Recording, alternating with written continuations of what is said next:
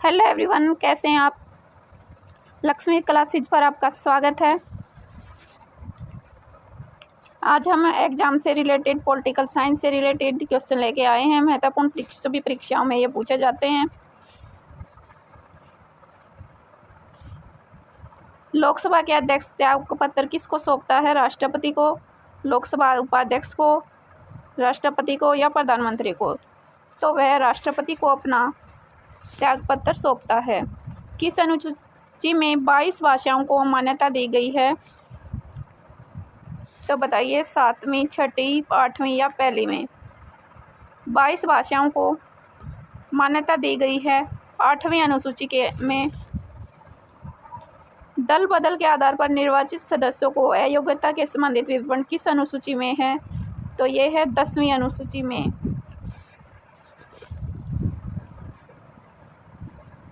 किस राज्य में संविधान की 6ठी अनुसूची लागू नहीं होती? तो वो होगी मणिपुर और नागालैंड। किस राज्य में आरक्षण विधेयक को 9वीं अनुसूची में सम्मिलित किया गया है? तमिलनाडु को आरक्षण सूची विधेयक 9वीं अनुसूची के अंदर सम्मिलित किया गया है। भारतीय संविधान की कौन सी अनुसूची राज्य के नामों की सूची और राज्य के क्षेत्रों का ब्यौरा देती है? तो वह सूची होगी पहली, जिसमें राज्य सूची राज्य के क्षेत्रों का ब्यौरा देती है। किस संशोधन के द्वारा भारतीय संविधान की 9वीं अनुसूची को परिवर्तित किया गया है?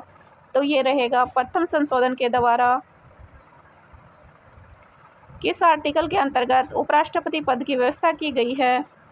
तो ये रहेगा आर्टिकल 63 के अंदर उपराष्ट्रपति पद की व्यवस्था की गई है। वित्तीय आपातकाल की घोषणा किस आर्टिकल के अंतर्गत की गई है? तो ये की गई है आर्टिकल 360 के अंतर्गत। भारत के प्रधानमंत्री बनने के लिए न्यूनतम उम्र कितनी आवश्यक है? तो ये रहेगी 25 वर्ष। किस अनुसूची में केंद्र व राज्यों के बीच शक्तियों के बंटवारे का वर्णन किया गया है? तो ये रहेगी 7वीं अनुसूची, जिसमें केंद्र और राज्यों के बंटवारे का वर्णन किया गया है। समवर्ती सूची किससे संबंधित नहीं है? तो ये रहेगा डी, जम्मू कश्मीर से संबंधित नहीं है।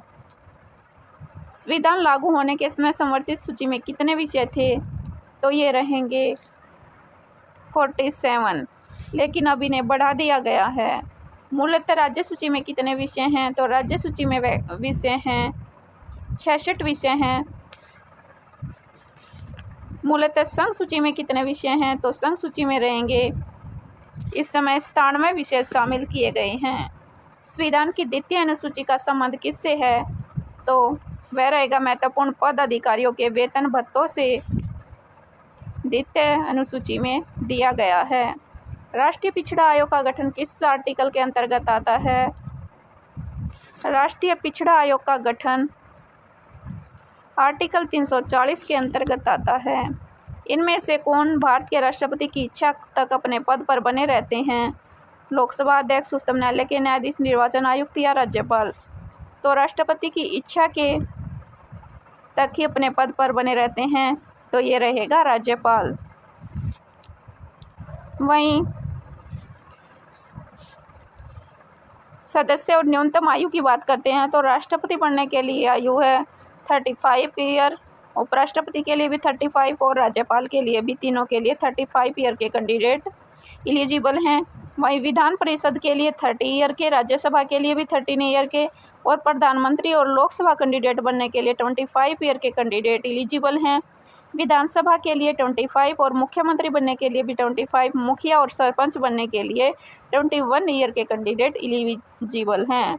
वहीं 18 साल के कैंडिडेटों को वोट का राइट मिल जाता है। वहीं कुछ क्वेश्चन रहेंगे स्वतंत्रता आंदोलन से संबंधित, चलिए जान लीजिए।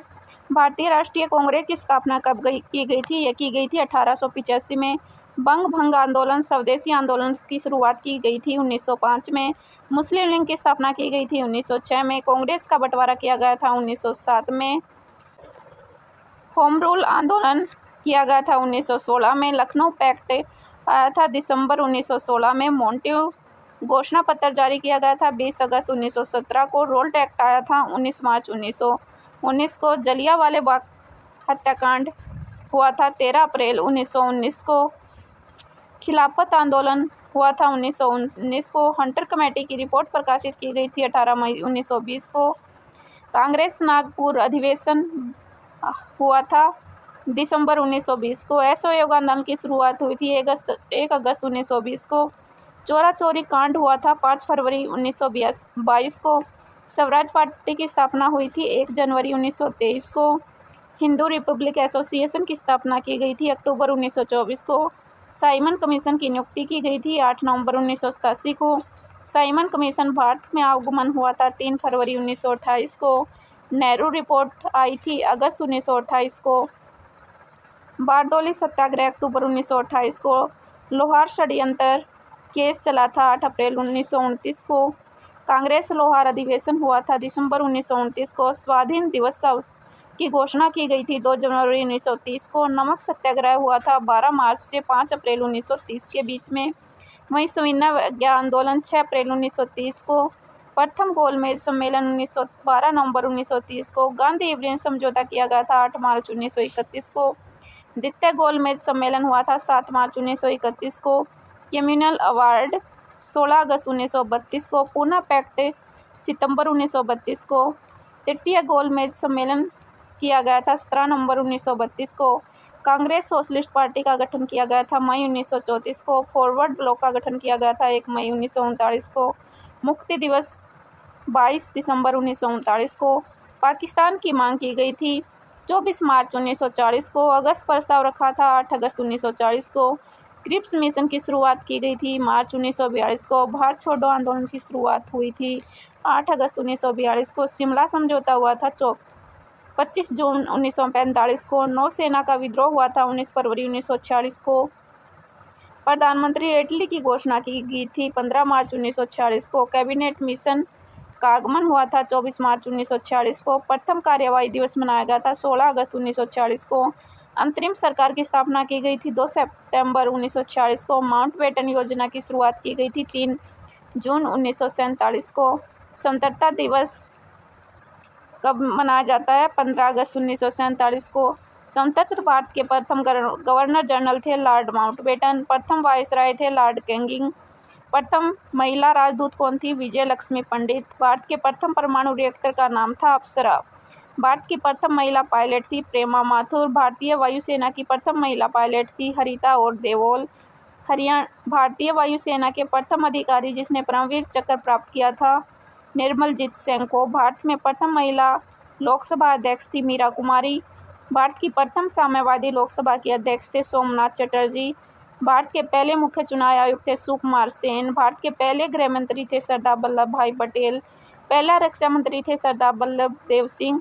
भारत के वित्त मंत्री थे RK पंचमुखम चेट्टी। भारत के पहले केंद्रीय शिक्षा मंत्री थे मौलाना अब्दुल कलाम आज़ाद। यही छोटी सी अपडेट थी जो आपके माध्यम से शेयर करनी थी। चलिए मिलते हैं नेक्स्ट वीडियो में। इसी तरह जॉब से जुड़ी जानकारी प्राप्त करना चाहते हैं तो आप हमारे इस यूट्यूब चैनल को सब्सक्राइब और लाइक करें। मिलते हैं नेक्स्ट वीडियो में किसी नई अपडेट के साथ। धन्यवाद।